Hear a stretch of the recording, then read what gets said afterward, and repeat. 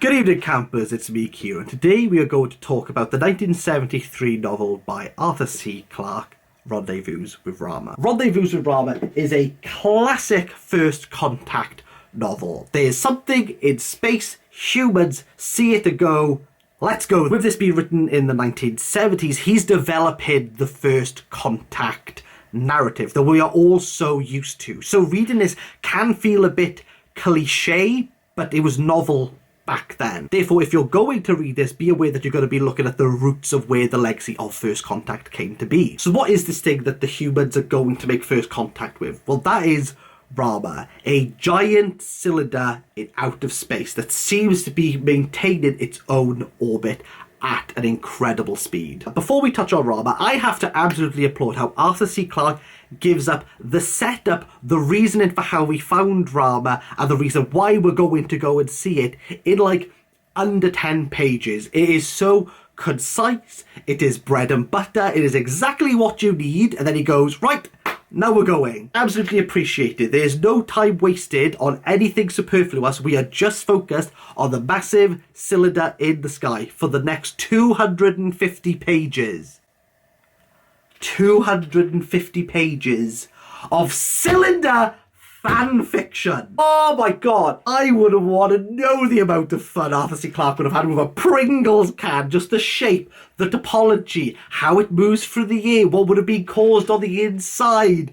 Oh, it's just that. It is, Rendezvous with Rama is just cylinder fan fiction. I'm not entirely sure why this won awards. Was the science fiction community like unaware of cylinders at this time? Like, did we need to know much more about cylinders? Apart from being absolutely boring, I mean, there's no plot and there's no character development, there's just cylinder. Because of the physics inside of Rama, one of the astronauts, why? He takes off his shirt and parachutes down. Is that where the cartoon got it from? I mean, it makes sense. Like, it's around that same time. Like, is that where we get that image from? I'm not sure. Another part of this book that did make me absolutely chuckle is the opening to chapter 11. Remember, this was written in the 1970s, so it hasn't got the most modern sensibilities.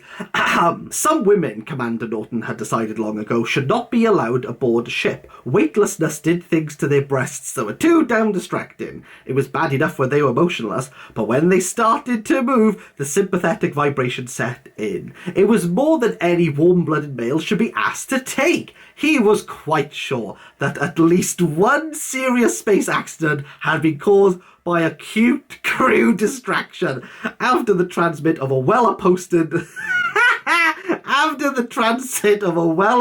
lady officer through the control cabin.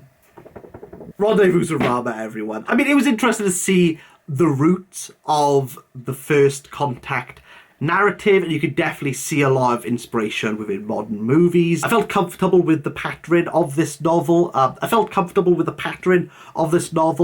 But his love for cylinder did outweigh the intrigue for crab biots, who seem very good at recycling, but the intrigue is like wrapped up in the last 20 pages. Therefore, the majority of this is cylinder. It's mostly, if you like cylinders, I mean, you're gonna find a guy who likes it more than you. It's the only cylindrical focused work I've ever read, which means it's the best. It also means it's the worst, but let's not focus on that. I'd give it a 2 out of 10, each for one of the faces of the cylinder.